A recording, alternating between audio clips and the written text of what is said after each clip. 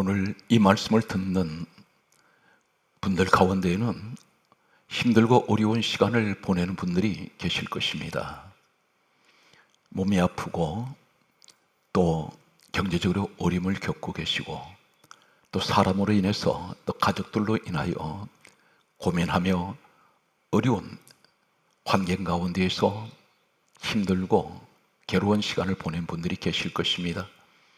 그러나 예수 그리스도 안에 계신 분들은 하나님께서 오늘 이 시간까지 가장 힘들고 어려운 고난의 자리에 서 있다 할지라도 하나님께서는 하루아침에 갑자기 가장 어려운 환경에서 가장 최상의 축복의 자리에 세우시는 사람들이 있습니다. 하나님께서 서시는 사람들은 예고를 하지 아니하시고 어느 날 갑자기 가장 최정상에 하나님께서 세우신 사람들이 있습니다.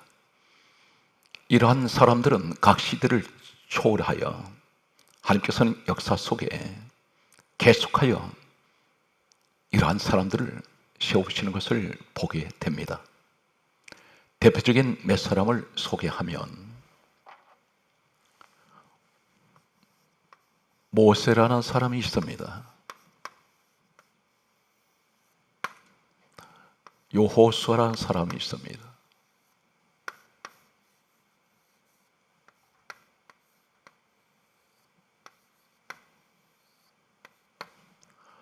요셉이라는 사람이 있습니다.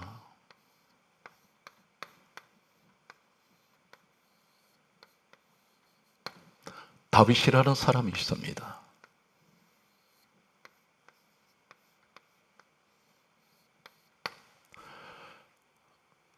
이분들의 특징은 한 가지 공통점을 가지고 있습니다. 모세는 극한 고난 가운데 있던 사람이었습니다. 모세는 120세까지 이 땅에서 살아가는 동안 40세까지는 애굽의 왕자로 있었습니다.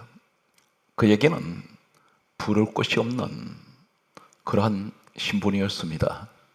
애굽의 왕자로 있었습니다. 그에게는 수많은 주변의 수하의 사람들이 모세 말 한마디에 항상 순종하고 복종하는 수많은 사람들이 주변에 있었습니다. 그에게는 권력이 있었고 그리고 수많은 재물이 있었습니다. 그리고 그에게는 젊음이 있습니다. 그리고 이 사람은 애굽의 왕이 될 수 있는 그러한 사람이었습니다. 그러나 그는 사람을 때렸는데 죽었습니다. 이 일로 인해서 이 사람은 도망자가 되었고 그는 미디안이라는 험준한 그리고 험난한 가장 험악한 사막으로 도망하게 됩니다. 이곳에서 이 사람은 40년 동안 그는 도망자이며 그리고 그는 방랑자가 되어서 처갓집 생활 40년을 보내게 됩니다. 그의 나이 80세가 되었을 때에 이 사람은 과거에 40년 전에 가지고 있던 모든 것은 애굽의 모든 것은 다 잃어버렸습니다. 재물도 없습니다. 젊음도 없습니다. 그리고 권력도 없습니다.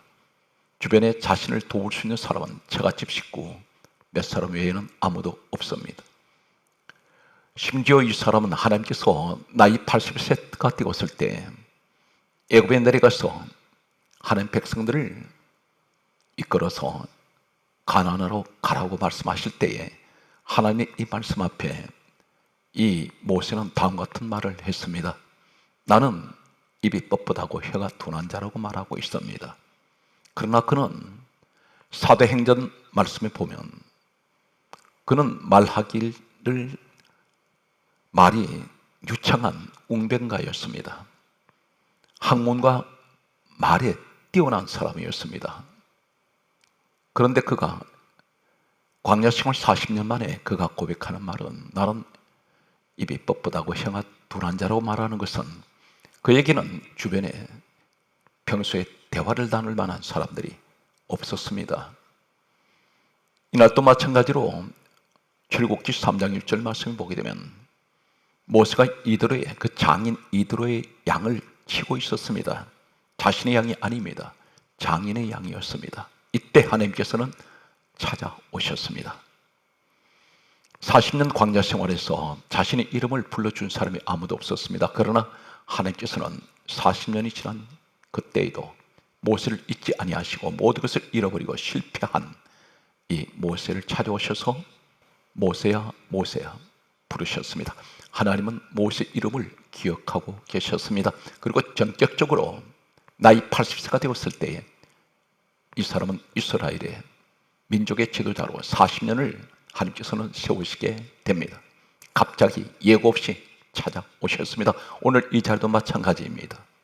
과거의 모든 것을 다 잃어버렸습니다. 그러나 하나님께서는 건강을 잃어버리고 재물도 잃어버렸고 권력도 잃어버렸고 나이는 이제 80이 되었습니다. 젊음도 잃어버렸습니다. 주변에 돕는 사람이 아무도 없는 그런 환경이라 할지라도 하나님께서는 우리를 기억하시고 오늘 현재까지 어떤 극한 고난 중에 있다 할지라도 하나님은 찾아오시면 바로 하루아침에 민족의 지도자로 세우시는 모세의 모습을 보면서 바로 이 모습이 우리의 모습이라는 것입니다. 낙심하지 마시기 바랍니다. 절망도 하지 마시기 바랍니다. 성경 말씀은 계속해서 여호수아라는 사람이 있습니다. 여호수아 1장 1절에 보게 되면 이 여호수아를 가리켜 성경은 다음과 같이 말씀하고 있습니다. 모세의 수종자 여호수아라고 말씀합니다. 모세를 돕는 종입니다. 그런데 이 사람을 하나님께서는 전격적으로 하루아침에 모세 다음 후계자로 세우셔서 민족의 지도자로 세우시게 됩니다. 하나님께서는 여호수아에게 예고하지 않았습니다. 모세에게도 예고하지 않으셨습니다. 민족의 지도자가 되리라고 하루아침에 세우시는 이 모습은 바로 우리의 모습이라는 것입니다. 하나님께서 나는 전혀 상상하지 못했는데 여호수아가 모세가 민족의 지도자가 되리라고는 상상하지 못했습니다. 우리도 마찬가지입니다. 늘 현실을 바라보면 고난 가운데 있습니다. 그러나 하나님은 갑자기 오셔서 이 모세와 여호수아처럼 우리를 하나님께서는 모든 자들 위에 세우시는 이 축복을 말씀하고 계십니다. 요셉이라는 사람이 있습니다. 구약의 요셉은 나이 17세에 애굽의 노예로 팔려갔습니다. 그러나 그는 13년이 지났을 때 애굽의 국무총리로 세우셨습니다. 누가 세우십니까? 하나님이 세우셨습니다. 모세가 노력해서 지도자가 된 것도 아니고 여호수아가 노력해서 지도자가 된 것도 아닙니다. 요셉도 마찬가지로 그가 노력해서 지도자가 된 것은 아닙니다. 모든 것이 하나님의 은혜였고 하나님께서 세우시게 됩니다. 다윗이라는 사람이 있습니다. 역시 이 사람 양치는 목동으로 있다가 하나님께서 지명을 하셨습니다. 예고하지 아니하셨습니다. 갑자기 찾아오셔서 사무엘 종을 통하여 기름을 부으시고 이스라엘 2대 왕으로 왕위에 오르게 하셨습니다. 오늘 그 가운데 한 사람이 있습니다. 구약에 사울이라는 사람이 있습니다. 이 사울이라는 사람은 이스라엘 민족의 초대 왕으로 하나님께서 세우셨습니다.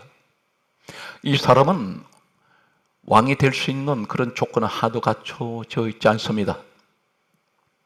이 사람은 어떤 사람이냐면 본래 하나님께서는 야곱의 12아들 가운데 넷째 아들 유다의 집안을 통하여 혈통을 통하여 다윗 왕이 태어나고 그리고 계속해서 왕의 혈통으로 이어가게 하십니다. 그런데 이 사울이라는 사람은 잠시 후에 살펴보겠습니다마는 이 사람은 야곱의 12아들 막내 베냐민의 혈통입니다. 베냐민 지파의 사람이 사울입니다. 이 베냐민 지파에서는 왕이 나올 수가 없습니다. 하나님께서는 야곱의 넷째 아들 유다의 혈통을 통하여 하나님께서는 왕의 혈통을 이어가게 하십니다. 그런데 초대 왕은 사울이었습니다. 베냐민 사람입니다. 이 사람은, 이 사울 청년은 전혀 자신이 왕이 되리라고는 상상한 적이 없습니다. 마찬가지입니다. 모세처럼, 여호수아처럼, 요셉처럼 다윗처럼 한 번도 자신이 민족의 지도자가 되고 국무총리가 되고 왕이 되라고는 상상하지 못했던 이러한 사람들처럼 사울 역시 전혀 그러한 생각은 꿈에도 꾼 적이 없었습니다. 어느 날 이 사울 집에 있던 암나기들이 어디론가 사라져 버렸습니다. 집을 나갔습니다. 사울 이 청년 아버지가 아들 사울에게 다음과 같은 말을 합니다. 잃어버린 암나기를 찾아오라고 말합니다. 이 사울 청년은 사환을 데리고 동서남북으로 이리저리 집을 나가버린 잃어버린 나귀를 찾아서 다니다가 찾지 못했습니다. 이 나귀는 가장 값비싼 어떤 하나의 재산이라고 할 수가 있습니다. 특히 암나귀는 가장 값이 비싼 그러한 당시에 그런 고가의 동물입니다. 왜 그러냐면 일상생활에서 교통수단으로 항상 이 나귀들을 사용했고 또 나귀는 이 암나귀는 새끼를 낳는 나귀는 비싼 가격에 거래가 되었습니다. 하나의 재물입니다. 그런데 이 나귀들을 잃어버렸습니다. 오늘날 잃어버린 재물을 찾아 이리저리 방황하는 사람들이 있습니다. 이 사울 청년은 잃어버린 암나귀를 찾으러 다니다가 하나님의 종 사무엘을 만나게 됩니다. 이 사울 청년이 하나님의 종인 사무엘을 만나기 전날에 하나님께서는 사무엘 하나님 종에게 다음과 같은 말씀을 하셨습니다. 내일 이맘때에 베냐민 지파의 한 사람이 너에게 찾아올 것이라고 말씀하셨습니다. 그리고 하시는 말씀이 그에게 기름을 부어 이스라엘의 왕이 되게 하라고 말씀하셨습니다.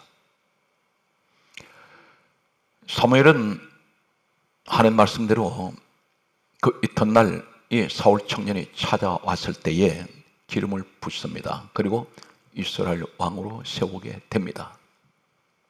이때 이 사울 청년이 다음 같은 말을 합니다. 사무엘상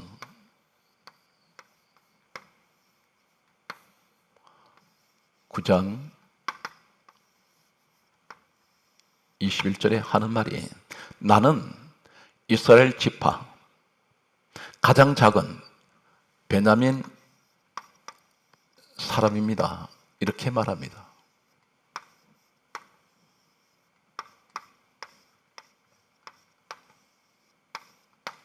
자신은 이스라엘의 12지파 가운데 가장 작은 지파라고 말합니다. 그 지파가 베냐민 지파의 사람인데 그리고 하는 말이 이렇게 말합니다. 내 가족은 베냐민 지파 모든 가족 중에 가장 미약합니다. 이렇게 말합니다. 사무엘 종을 통해서 이 사람에게 기름을 부으시고 왕으로 세우시려고 할 때에 이 사울왕은 대단히 겸손했습니다. 자기 모습을, 자기 신분을, 자기 위치를 알고 있습니다. 나는 가장 미약하기도 하고 가장 작은 자입니다. 그렇게 고백을 했습니다. 하나님께서는 이 사울 청년을 이스라엘 초대왕으로 세우시면서 사무엘 종을 통해서 다음과 같은 말씀을 하십니다. 사무엘상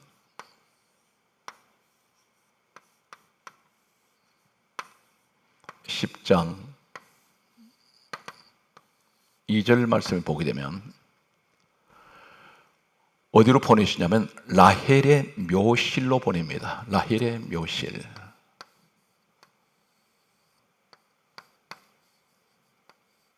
라헬의 묘실입니다.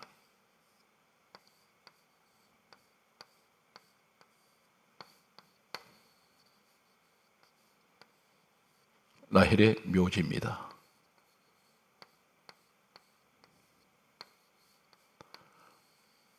라헬이 묻혀있는 그곳으로 가장 먼저 보내시고 그곳에서부터 왕의 첫 출발, 첫 시작을, 첫 발걸음을 왕의 이때는 이 사울에게 라헬의 묘실에서 출발하게 하십니다. 여기서 왕의 첫걸음이 시작됩니다. 왜 하나님께서는 라헬의 묘실로 먼저 보낼까요? 라헬의 묘지에서 왕의 첫 발걸음을 내딛게 하십니다. 성경 말씀을 보게 되면 창세기 35장 16절에서 20절 말씀 보게 되면 라헬이 임신을 했습니다. 베냐민을 임신했습니다. 길거리에서 베들레헴 길에서 이 라헬이 베냐민을 낳다가 죽었습니다. 바로 이 베냐민이 누구냐면 라헬의 몸에서 태어난 이 베냐민이 바로 베냐민 지파의 첫 조상입니다. 이 사울 이 사람은 바로 이 베냐민의 자손입니다. 하나님께서 이 라헬의 묘지가 있는 곳에서부터 왕의 첫 발걸음을 여기서부터 시작하게 하시는 그 이유가 무엇일까요? 라헬이 왜 죽었습니까? 베냐민 낳다가 죽었습니다. 라헬이 죽어야 베냐민이 살아날 수가 있습니다. 라헬은 베냐민을 대신해서 죽었습니다. 라헬은 베냐민 때문에 죽었습니다.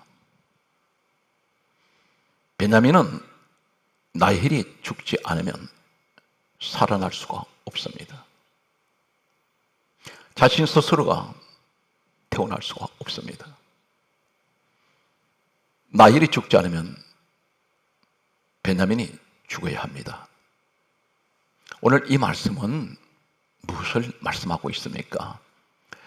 베냐민 대신에 죽은 라헬이 죽어야 베냐민이 살 수가 있습니다.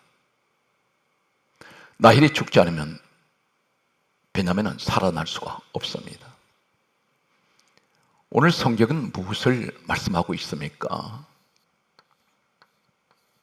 요한복음 5장 39절과 요한복음 5장 46절은 예수님께서 이 땅에 오셨습니다. 이 땅에 오셨을 때, 주님이 오셨을 때는 구약, 신약 전체 66권 가운데 구약 성경밖에는 없었습니다. 하나님 말씀인 구약 성경밖에는 예수님께서 이 땅에 오셨을 때는 기록된 말씀은 구약 말씀밖에 없었습니다. 신약 성경은 예수님께서 이 땅을 떠나시고 난 후에 기록이 되었습니다. 예수님께서 이 땅에 오셨을 때 하신 말씀이 요한복음 5장 39절에 다음 같은 말씀을 하십니다. 이 성경은 내게 대하여 증언하는 것이다. 예수님에 관한 말씀이라는 것입니다. 모든 성경이. 성경 말씀은 이렇게 또 기록을 하고 있습니다. 라헬과 베냐민 사건이 기록된 창세기 이 말씀은 모세가 기록을 했습니다. 우리가 알고 있듯이 창세기, 출애굽기, 레위기, 민수기, 신명기는 모세가 기록을 했습니다. 그래서 모세율법, 모세오경이라고 부릅니다. 그런데 예수님께서 요한복음 5장 46절에 말씀하시기를 모세는 내게 대하여 기록했다고 말씀하셨습니다.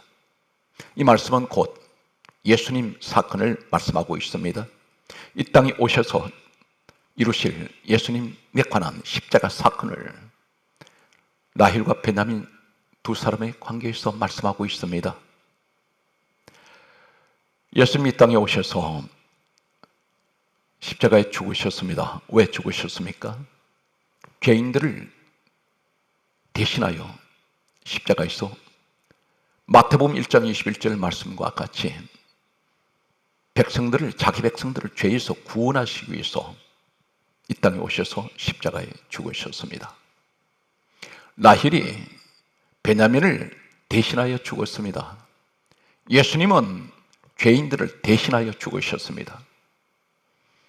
마땅히 죽어야 될 베냐민을 대신하여 나힐이 대신 죽었습니다. 마땅히 죽어야 될 죄인된 우리를 위하여 예수님이 대신하여 죽으셨습니다.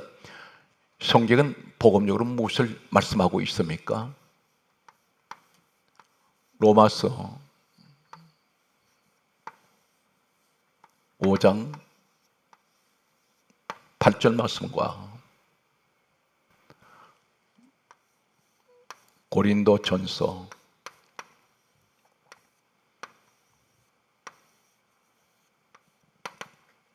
15장 3절 말씀과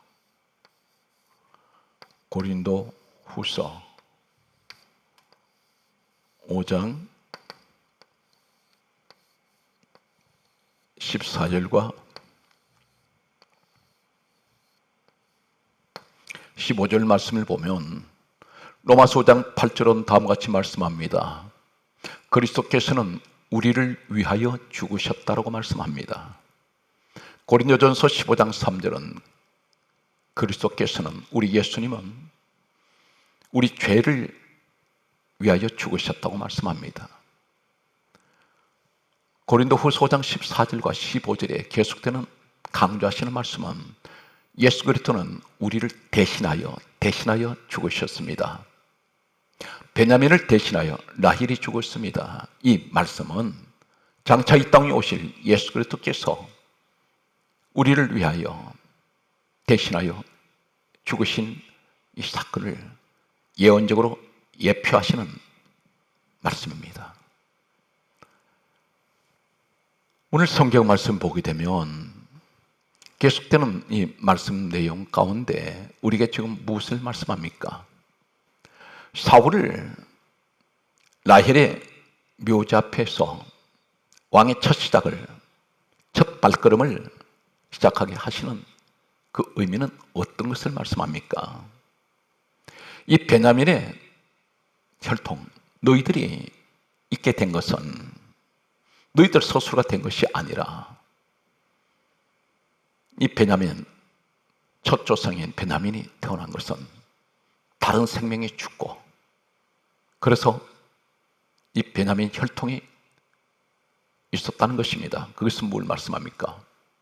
너는 자랑할 것이 없다는 것입니다.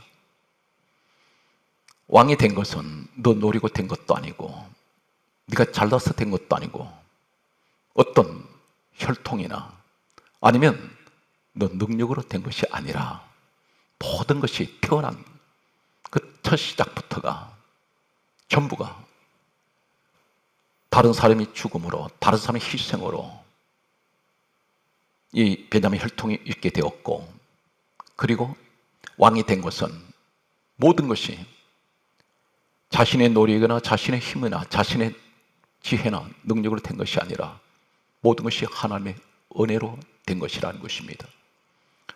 왕으로 지명되고 왕으로 세워진 것이 사울 스스로가 어떤 자격이 있어서 세워진 것이 아니라는 것입니다. 그러므로 이 라헬의 묘지 앞에 세워진 그곳에 먼저 보내신 하나님의 뜻은 너는 왕이 되어도 너 스스로 자랑하지 말고 잘난 체 하지 말고 너를 내세우지 말고 너 명예를 위해서 이 왕으로 자리에 세운 것이 아니기 때문에 오직 하나님의 영광을 위해서 하나님께서 주신 이 은혜를 항상 너 자신을 위해서 사용하지 말라는 것입니다. 교만하지 말라는 것입니다. 너를 드러내지 말라는 것입니다. 너 스스로 된 것이 아니라는 것입니다. 태어날 때부터 너 스스로가 이 베냐민 혈통이 너 스스로가 된 것이 아니라는 것입니다.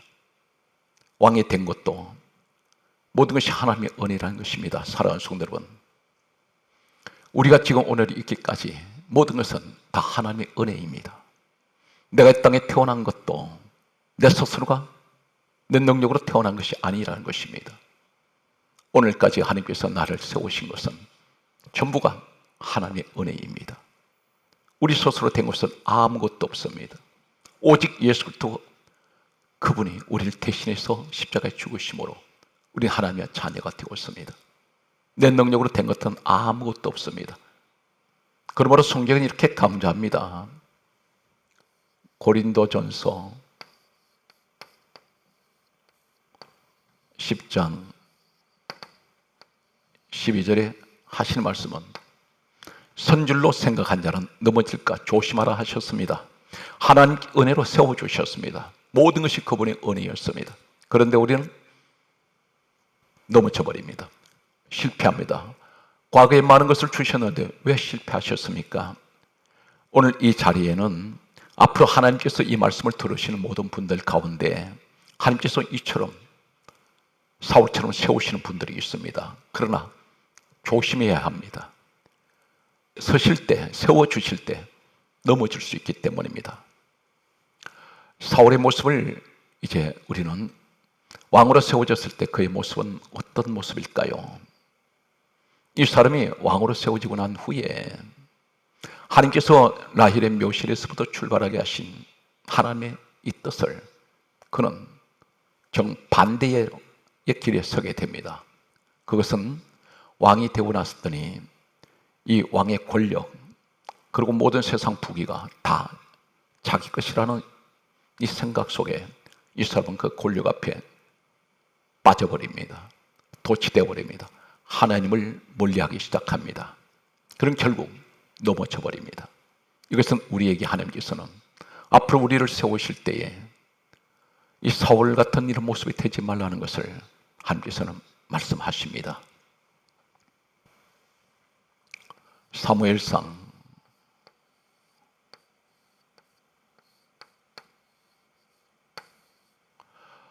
13장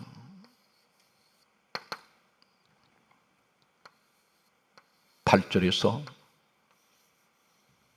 9절 말씀과 13장 13절 14절 말씀을 봅니다. 이 사람의 첫 번째 넘어졌습니다. 그는 하나님 앞에 번제 제사를 드리게 됩니다. 그런데 이 번제 제사, 오늘날 예배를 드릴 때에 그 집례는 하나님께서 세우신 사무엘 종이 이 제사 집례를 해야 합니다. 그런데 그는 자신이 왕이기 때문에 모든 것을 다 할 수 있다고 생각했는지 모릅니다. 대단히 교만해졌습니다. 이 사람이 번제 제사 집례를 자신이 집례를 하고 있습니다. 이 주의 종, 하나님의 종을 무시해버립니다. 그 자리에 서서는 안 됩니다. 자신은 왕이지만 그는 제사장이요 선제장은 아닙니다. 그런데 하나님의 종이 집례를 해야 될 그 자리에 대신 이 사울, 이 사람이 그 자리에 서서 번제를, 제사를 집례하게 됩니다. 사무엘 하나님 종이 이렇게 말합니다. 사무엘상 13장 13절에 왕이 망령된 일을 했다고 했습니다. 망령된 행동을 했다고 말합니다. 망령. 그리고 하는 말은 14절 말씀에 이렇게 사무엘이 말합니다. 왕의 나라가 길지 못할 것입니다. 이 말은 당신은 왕의 자리에 오래 있지 못할 것입니다. 첫 번째, 이 사람은 주의 종의 자리를 침범합니다. 주의 종을 무시했습니다.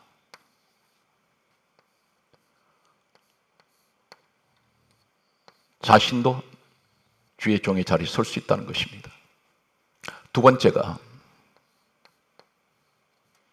사무엘상 14장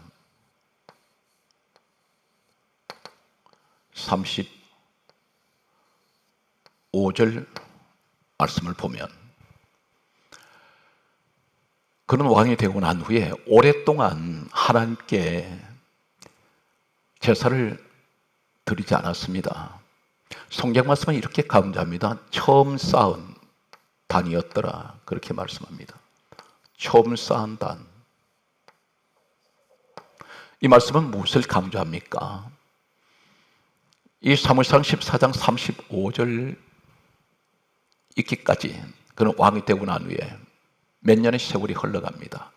그런데 그는 하나님 앞에 제단을 쌓지 않았습니다. 공식적인 제단을 처음 쌓은 제단이 있더라. 여호와를 위하여. 이 말씀 무슨 말입니까? 제사는 예배입니다. 그는 예배를 무시하는 사람이었습니다. 하나님 앞에 철저한 예배 생활을 하지 않습니다. 오늘날도 마찬가지입니다. 하나님께서 세우셨더니, 하나님께서 축복해 주셨더니 하나님을 더 잘 섬기고 하나님께 더 열심히 충성하라고 했더니 오히려 주의 종을 무시하고 예배를 무시합니다. 자기 감정 따라 예배를 드리는 사람이 있습니다. 기분이 좋으면 예배 드리고 기분이 나쁘면 예배를 드리지 않습니다. 날씨가 좋으면 교회 나오고 날씨가 조금이라도 기상이 나쁘면 교회를 나오지 않습니다. 오늘 이러한 모습이 사울의 모습이 되었습니다. 변질되어 버렸습니다. 축복을 받았더니 그 축복 속에 도취가 되옵니다. 성경 말씀을 계속해서 보면 사무엘상 세 번째 그의 모습은 14장 37절 말씀을 보게 되면 이 사람이 하나님께 기도를 하게 됩니다. 여쭈었습니다. 그러나 성경 강조합니다. 대답하지 아니하시더라. 이 사울왕의 기도는 하나님 응답하지 않습니다. 그는 왕이 될 수 없는 사람이 왕이 되었습니다. 자격이 없는 사람입니다. 우리는 자격이 없는 사람들이었습니다. 그런데 하나님 자녀로 세워주시고 축복해 주셨습니다. 그랬는데 오히려 세우시지 아니하실 때보다 더 타락해 버렸습니다. 영적으로 하나님과 멀어져 버립니다. 무시해 버립니다. 누구를? 주의 종을 무시합니다. 예배를 무시합니다. 하나님 기도 응답하지 않습니다. 계속되는 내용을 보면 사무엘상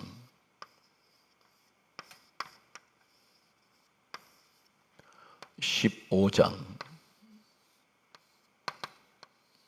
12절 말씀과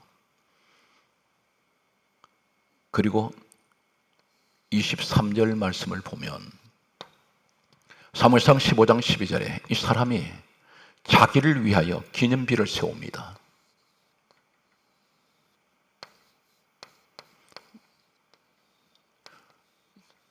자신이 살아있는데 자신으로서 공적비를 세웁니다. 자신이 이러한 사람이라는 것입니다. 자신을 자랑하고 있습니다. 자신을 드러냅니다. 하나님께서 그 왕의 자리에 세워주셨는데 하나님에 대해서는 아무런 언급이 없습니다. 하나님 영광을 위해서 이 왕의 자리에 하나님 세워주셨는데 이 사람은 오히려 자신을 위해서 기념비를 세웠습니다. 사무엘상 15장 23절에 사무엘 하나님 종이 사울에게 다음과 같은 말씀을 전합니다. 왕이 여호와의 말씀을 버렸으므로 여호와께서도 왕을 버려 왕이 되지 못하게 할 것입니다. 무엇을 무시합니까? 하나님 말씀을 무시했습니다. 말씀을 버렸다고 말씀합니다. 하나님 말씀을 버렸습니다. 이 사람은 이 지금 사울의 모습은 전형적인 오늘날 교회 안에 이러한 사람들이 많이 있습니다. 하나님께서 축복해 주셨는데 하나님께서 세워주셨는데 내 능력이 아니었습니다. 알고 봤더니 하나님께서 배후에서 나를 세워주신 것입니다. 앞으로도 여러분 가운데 하나님께서 이렇게 세우신 분들이 있습니다. 가장 우리가 경계하고 조심해야 될 것은 선줄로 생각하는 자는 넘어질까 조심하라 말씀하셨습니다. 이미 넘어져 버린 사람이 있을 것입니다.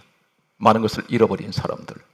그런데 하나님께서 주의적 무시한 사람, 예배 무시하는 사람, 말씀을 무시합니다. 자신을 드러내고 있습니다. 사무엘상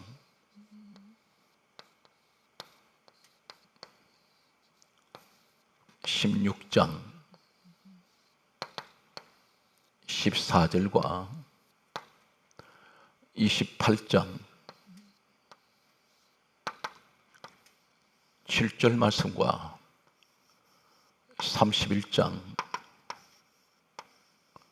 4절 말씀에 보면 계속되는 이 사울의 모습은 16장 14절에 여호와 영이 사울에게서 떠나고 악령이 사울에게 찾아왔습니다. 성령은 떠나셨습니다. 대신에 악한 영이 찾아와서 그를 번뇌하게 만듭니다. 늘 괴롭고 고통스럽게 그는 살아가게 됩니다. 사무엘상 28장 7절에 급기야 이 사람은 신접한 여인을 찾아갔습니다. 신접한 여인은 무속인입니다. 하나님을 찾지 않고 결국은 무속인을 찾아갑니다. 귀신이 끄는 대로 그는 무속인을 찾아가게 됩니다. 결국 그는 사무엘상 31장 4절에 스스로 자살하게 됩니다. 하나님께서 세우셨는데 그는 넘어져 버렸습니다. 오늘 이러한 모습은 하나님께서 우리에게 경계의 말씀으로 우리에게 주고 계십니다. 앞으로 하나님께서 현실은 힘들고 어려운 고난 가운데 있는 분들을 하나님께서 크게 서시는 분들이 있을 것입니다. 오늘 여러분 말씀 듣는 여러분 가운데 계실 것입니다. 그럴 때 우리는 더 하나님께 영광 돌리고 또 하나님 가까이 나아갈 수 있는 그런 사람이 되어야 됩니다. 성경 말씀은 베드로전서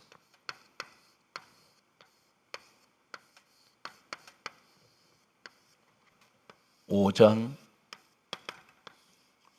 5절 6절 7절 말씀과 마태복음 11장 29절 말씀과 고린도전서 10장 31절 말씀을 봅니다. 그리고 성경 말씀은 사도행전